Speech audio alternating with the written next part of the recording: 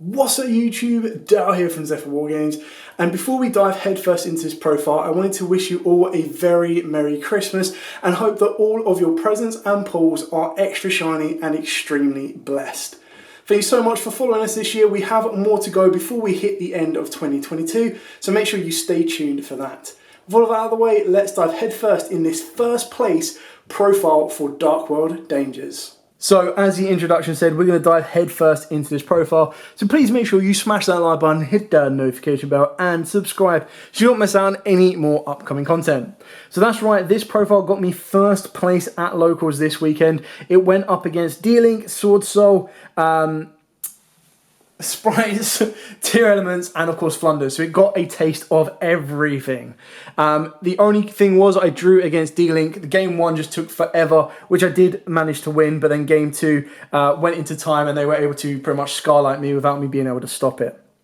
So everything else is pretty standard along the top line, free of all of the cogs on the machine. So triple rainbow, triple graph, triple snow, and triple genta. These just keep the deck ticking and moving. I can't imagine a profile where you'd want to be playing less than 3 of these unless it wasn't a Darkworld focused deck. And what I mean by that is if you're using Darkworlds as a small engine. For the other Darkworlds, I'm only playing 1 gold, 1 silver, and 1 cerulei.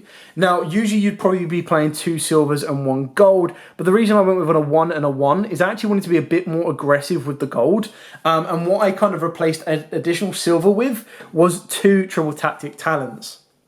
Now, the reason this was so good is this one lets me look at my opponent's hand and then put 1 card back of danger. And if you do that after you've already done silver, so they put back 2 cards they feel is already necessary. And the way you do that is it is a very specific combo, but by giving your opponent cerulei and then cerulei's effect triggering for you to discard a card, if I discard silver, technically cerulei is my opponent activating an effect to make me discard. So they've already put back 2 cards that they feel are not worthwhile. I can then activate talents and I can either steal cerulei to help me link climb higher, or I can draw 2 cards, or I get to look at my opponent's hand and see what they've left. Because obviously the 3 cards that they've kept in their hand are going to be 3 cards of higher importance. From that point as well, you're also able to spin 1 back that may cause you issues. So if they've got 1 buy steal in there, you spin that buy steal back, you know they're not dealing with it unless they top deck it. Off the back of that as well, throughout the combo, you're ideally trying to get to your fusion monster, and in doing so, you're going to want to bounce back the silver. So what that will then allow you to do is you already know 2 cards in their hand. You already know what is going to be a threat to you. You then know that their top deck can be something, if the 2 cards left in your opponent's hand are something you're not worried of, you know the top deck will be the only card you don't know. So if they activate a card you haven't seen in their hand, you know that you go, right, okay, well, that's more dangerous than what you have left. I'm going to Grepher and then negate it. In doing so, you then discard the silver, and if the 2 cards in their hand aren't able to react to you, they get to be spun back to the hand as well. On the flip side, if you were to use gold and you already see those 2 cards in the hand, rather than silver spinning them back, you let them commit to the board until they put something that you feel is threatening and gold can drop down and deal with it. On top of that, going second, gold lets you deal with back row, so it can let you deal with any of the floodgates that they might have tried to flip on you, something like an anti-spell fragrance. Heck, if you're playing against sprites, which obviously I did, you can get rid of a smashers, a double cross. Against tier elements, you can get rid of Sulliak. Yes, it will allow them to trigger an effect, but getting rid of a Sulliak can be quite powerful for you because Sulliak is obviously going to form another line of interaction with you.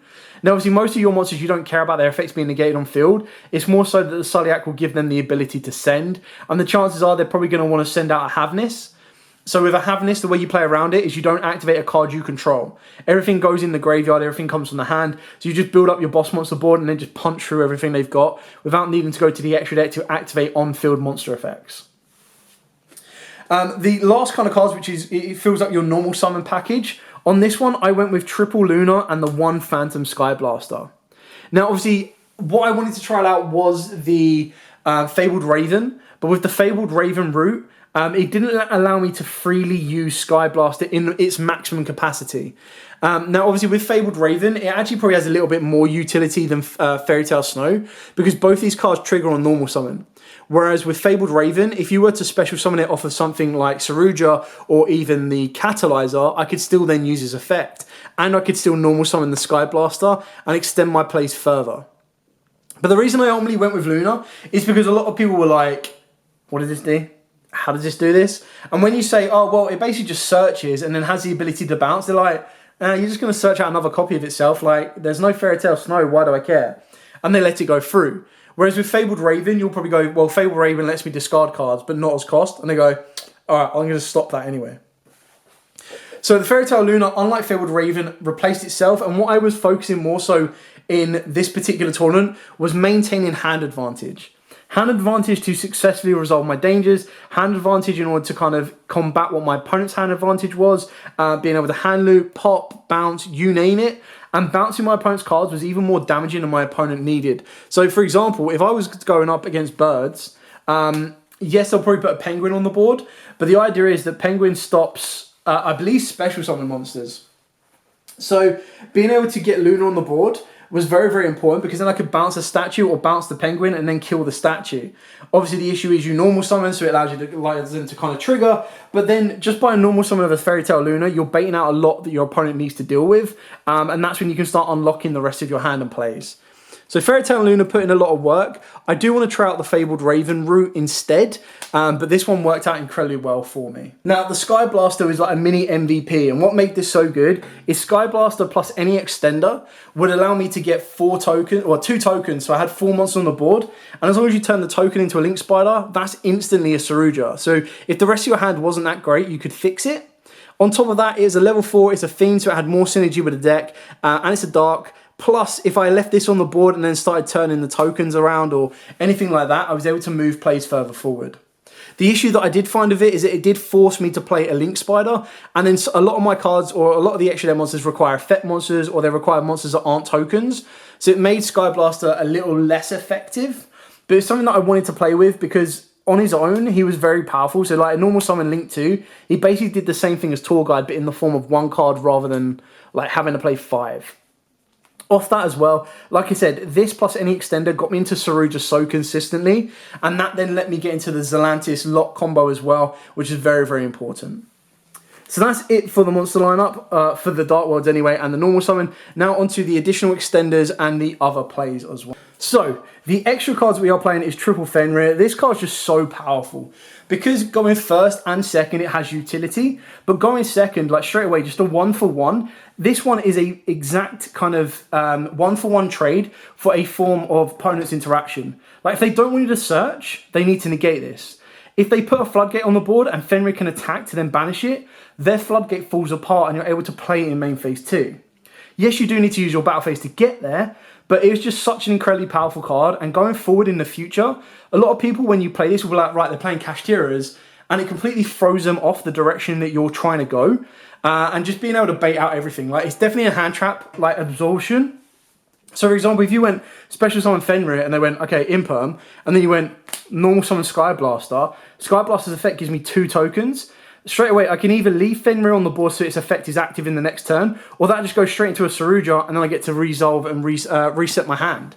So, Fenrir is one of these cards where it's a 46 card deck.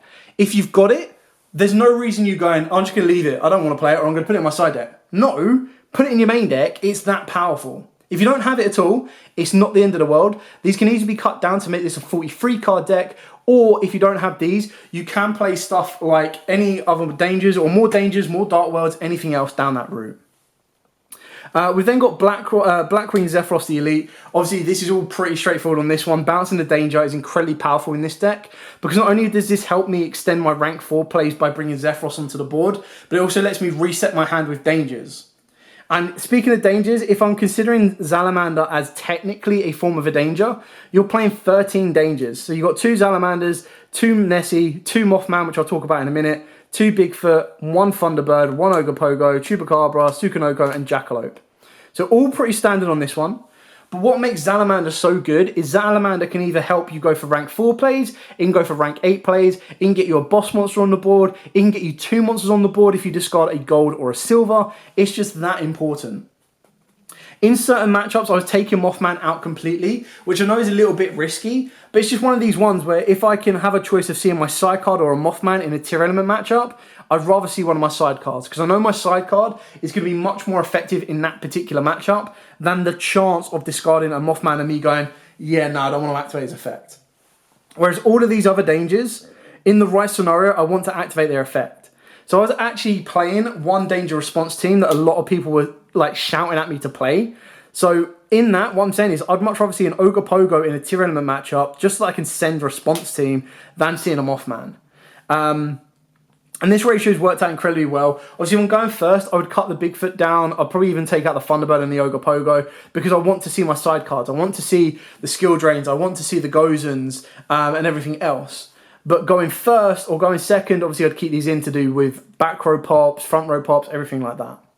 Response team is incredibly powerful. My issue is that it is so specific on you needing to have dangers. You need to have a danger on the field in order to use its bounce effect, and you need to have a danger in the hand to use its discard effect. Now obviously when you've activated and resolved the first effect, you should then have a danger in hand for the second effect. The best thing about it is good going first and second. So what it does, for those of you that don't know, is you target a danger monster you control and one monster on the field. Return them to the hand. So what makes this so good is this can allow me to either bounce 2 dangers back to the hand or bounce 1 danger and another monster on the field. So 1 to my hand, 1 to my opponent's hand, or a danger plus a Darkworld so that I can trigger its effect again. So for example, if I did the resource loop and brought back Rainbow and brought back any other danger, Darkworld, and then activated response team to bring the Grepher back to the hand and a danger, I've refreshed my entire hand, and then I have the ability to go, okay, graveyard effect of response team, discard the danger that I've added back. Ideally, you want it to be a Jackalope, a Chupacabra, or a Nessie, heck, even a Mothman in the right matchups, and then continue my plays going forward. It's very, very powerful. The issue is, on its own, it doesn't do very well, which is why I've added in the Mothmans to increase the dangers representation in this particular build. So this lineup did incredibly well for me. There's a couple of changes that I might make, like I might swap out the Mothmans. I'm still not completely sold on it, but my extra deck did rely on a quite more rank 4 focus than previous builds, so it worked out nicely. For the spell cards, we've got double Allure, double Gates, double Ascension, and the 1 Archives, alongside obviously the response team and of course the triple tactics. Obviously these are all pretty straightforward and standard. Moving on to the extra deck, again, everything on this is pretty standard depending on how you want to play the deck. So we've got double Grepher Dragons, and then for the Link monsters, actually let's do the XYZ monsters first. So we went with Baguska because Shifter is a card, Daguerres, incredibly powerful, and this one with the Zelantis combo, woof, so good. And then Dweller, so you go first against Tears, make Dweller, you pretty much win the game from there. Then for the Link monsters, so going up, so we got 1 Spider. This is forced onto you because of Sky Blaster, because in order to get into something like Muckracker, you need 2 effect monsters. Yes, you can get into Cross Sheep and you can get into IP with those tokens, but again, you still need to climb up into, you can still get into BLS because these monsters with different names, and Unicorn, but you need to use non-tokens for Appaloosa, non-tokens for Crossworld, and then obviously you need to turn a Spider to get into Saruja, and then the 1 Zelantis. Now, the Zelantis combos, for those of you that don't know, the way it works is you summon out Zelantis, and then you summon out Muckracker. Use Muckracker's effect, which locks you into Fiends, and then use Zelantis' effect to banish the entire board, and then bring back all monsters that you can. Now, obviously, with Muckracker, you're locked into Fiends, so even on your opponent's side of the board, because it's an effect that you are bringing their monsters back, not both players bring back those monsters, you can't bring back your opponent's monsters unless they're Fiends. So the idea is that with Zelantis, you kind of want to be able to activate Muckracker's effect, discarding a card, triggering that Darkworld's effect, and then bringing back either a level 4 monster or bringing back like your Rainbow and everything else. So then what you want to do is you want to clear your opponent's entire board, you make Daguerres, you skip your next battle phase, which is absolutely fine because you make Rainbow a 6k boss monster, and then you've already got Daguerres plus Muckracker plus the Rainbow. So Rainbow swinging for 6k, Daguerres for 1200, Muckracker for a k. That's your OTK there, done and dusted.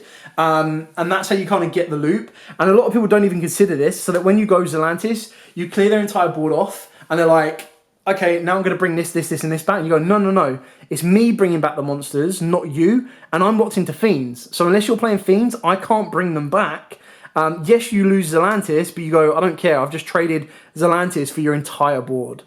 Incredibly powerful. The cards that you go through the most will be Baguska, Dweller, Daguerres, all pretty standard, depend on the matchups. Grepher Dragon, Muckracker. Keeping in mind that Daguerres is a Fiend, so it can be summoned under Muckracker. You only go into Spider if you go through the Sky Blaster play, and that just means that Saruja is a lot easier to make. And then, of course, you've got Appaloosa, and one of the MVPs is actually Goddess, because like, it's only effective the first time you do it. And what I mean by that is the first time you do it, your opponent's like, okay, well, I'm just going to let you keep going. You're just putting monsters in defense. I can clear that. There's no interruption there. And you go, cool. I'm now going to link my 4 monsters in your monster and go into an underworld. And they go, what? So you've just got rid of like their Borrowland. You've just got rid of their Savage Dragon. You've got rid of Elf. You've got rid of, I'm trying to think, like Kaleidoscope, anything like that. You've been able to get rid of because they've just gone, you're not threatening me at this moment in time, so I don't care. And you go, cool. I'm going to link my board off, but I'm going to take your monster with me. And hopefully all of those effects you've activated in hand, you've activated in field and everything like that, you're able to plus back so you don't lose your hand advantage if you do them at the right time. And most of the effects that are being put on boards right now are either Omni Negates that they want to save for like that evenly matched or a very powerful spell. And they're like, well, I'll just wait for you to go access code and negate it on resolution. And ultimately you just go, yeah, well, I'm going to use it as material and get past it without an issue. So obviously it doesn't work in game 2 or 3 if you've already activated it or if they know you play the goddess. But if they don't know you play the goddess, it's near enough an auto win. So now onto the side deck. Now for my going first cards, I was playing triple skill drain and double Gozen. Now obviously this is matchup specific, but skill drain, you're pretty much going to win the battle of the boss monsters because you can get your monsters up to 3,500. And then everything else is just insane power cards. Plus all of their effects will trigger in grave and hand, so you've got no downside to that. Gozen is very powerful because all of your monsters are mainly darks coming from the main deck. So if you're trying to take the game back to basics, let's just play with our main deck boss monsters, you're gonna win. Obviously it's only good in certain matchups, which is why you may not play these in your side decks, but it's entirely up to you. For my go second cards, I was played triple evenly, MVP of Lava Golem, which I'll talk about in a minute, Twin Twisters with Duster, and then double Droll and Lotbird. Now, obviously, the Droll and Lotbird was matchup specific. So was really the Twins and Harpies Duster. But Lava Golem, woof, what so much work he puts in. So the reason Lava Golem is MVP is because so many people would put in 2 to 3 monsters on the board, but the third monster wouldn't do anything. And when I've got a deck like this, you just go, okay, cool, I don't even care about my normal summon, Lava Golem. And they're like, oh no. They don't expect it. And even if they do, they can't really play around it. They're kind of locked in with the abilities that you've got. So dropping a Lava Golem on them, not only does it allow you, if you want to defend your board and then pass, and then they have to deal with a Lava Golem burn if you can't kill it off, but you should have consistent ways of dealing with it. Whether you crash a Bigfoot, whether you discard a Greffer, you pop it, you clear it, you've cleared off 2 of their monsters, and it's just a very easy 2 for 1. And then if you start bringing trading into the main deck, again, it's just going to give you that next level of consistency as well. So that's pretty much it. Everything else is straightforward. So the Evenlies to deal with back row, Drolls were to deal with the mirror matchups and Flunder decks and everything like that. But it's entirely down to matchup specific. And the same for the Twins and the Dusters as well, was all down to matchup specifics. Anyway, thank you so much for watching. Don't forget to like, comment, subscribe, share. Have a very Merry Christmas. And any questions, put them in the comments below. I'll be more than happy to answer them. But, as absolutely always, guys, stay safe and, of course, happy dueling.